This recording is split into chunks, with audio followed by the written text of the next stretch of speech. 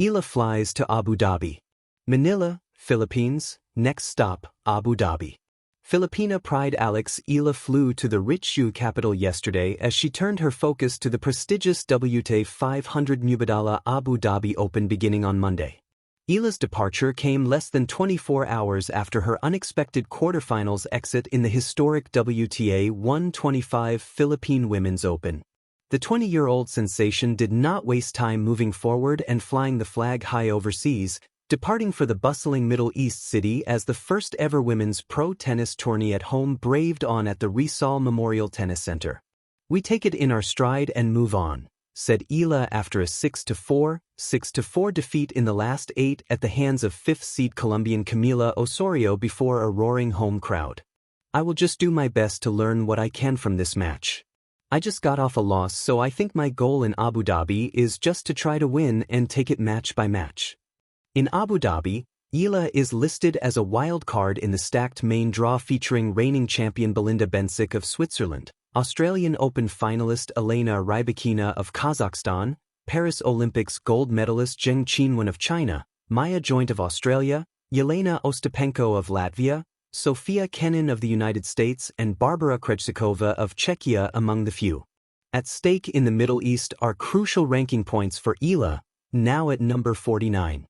Back in Manila, it's the adopted Filipina versus Filipina tormentor for the historic crown as Croatia's Dana Vekic and Osorio sealed a finale by making short work of their semis counterparts.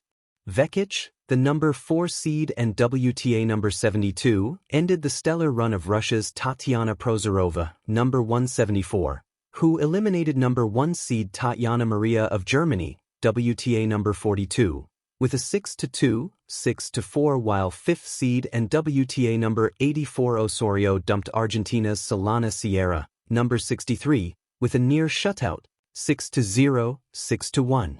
The final match is set today. In the doubles final, the number 2 seed pair of Yudis Chong from Hong Kong and Enshou Liang from Chinese Taipei completed a comeback against the top-seeded Quinn Gleason and Sabrina Santamaria from the United States, 2-6, 7-6, 7-2, 10-6, to reign in Manila. Eala flies to Abu Dhabi. Eala had never trusted the idea of flight. It wasn't fear exactly, no racing heart or trembling hands, but a quiet disbelief that something so heavy could surrender itself to the sky and be forgiven for it. Still, there she was, seat 27A, forehead resting against the cool oval window as the plane lifted from the runway and peeled her away from everything familiar. Below her, the city shrank into geometry, roads like pencil lines, buildings like scattered thoughts. Above her, the sky stretched open, endless and unapologetic. Eala exhaled. The world was changing shape already. She was flying to Abu Dhabi with a single suitcase and a head full of maybes. The invitation had come 3 weeks earlier, unexpected, formal, glowing with possibility. A cultural exchange program. 6 months in the United Arab Emirates. Art, history, collaboration. Growth. The word growth had clung to her like a burr. She had reread the email until it felt like it belonged to someone braver than her. Now the engines hummed steadily as if reassuring her, "You're already moving. You don't have to decide anything else yet." Hours passed in a soft blur of cabin lights and half-slept dreams. Somewhere over the desert, Eala woke and looked out again. The land below was a vast canvas of sand, brushed with gold and shadow. It didn't look empty.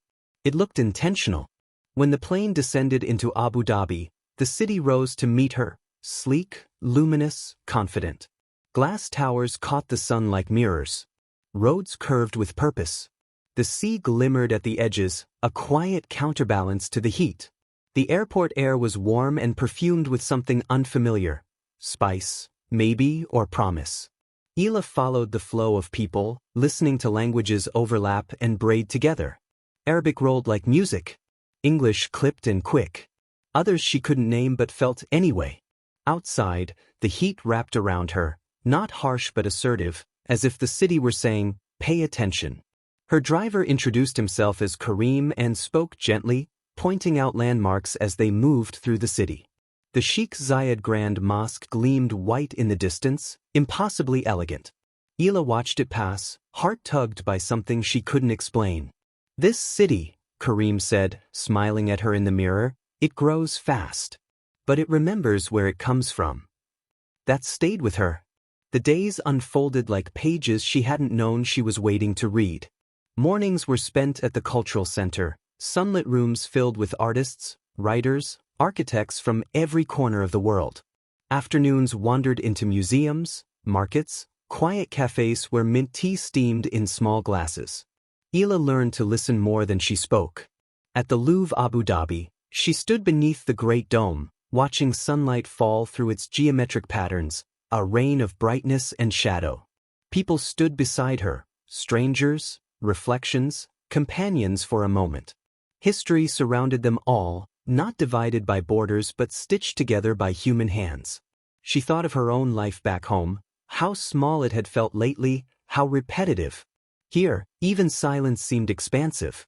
One evening, she walked alone along the Corniche. The sea breathed steadily, the city glowing behind her. Skyscrapers shimmered like constellations turned upright. Families laughed nearby. A call to prayer drifted through the air, gentle and grounding, as if the city itself were pausing to remember something sacred. Eala realized then that she hadn't thought about time in days. Not deadlines. Not age. Not what came next. Just now. Abu Dhabi didn't ask her to be louder, faster, or sharper. It asked her to be present. Weeks passed. Her notebook filled with sketches and half-poems. Her phone stayed quiet more often than not. She learned the taste of cardamom, the patience of waiting, the art of asking questions without needing immediate answers. One night, standing on her balcony, the city spread out below her like a living map. Planes crossed the sky, tiny blinking lights moving confidently from one place to another. She smiled. Eala finally trusted flight. Not just the kind that lifted metal into the air, but the kind that carried a person beyond who they used to be. Abu Dhabi hadn't changed her into someone new. It had revealed space inside her she didn't know existed. And for the first time in a long while, she wasn't wondering when she would leave. She was wondering who she would be when she did. If you want the shorter, more poetic, more action-focused, or aimed at a younger/older audience, just tell me and I'll reshape it.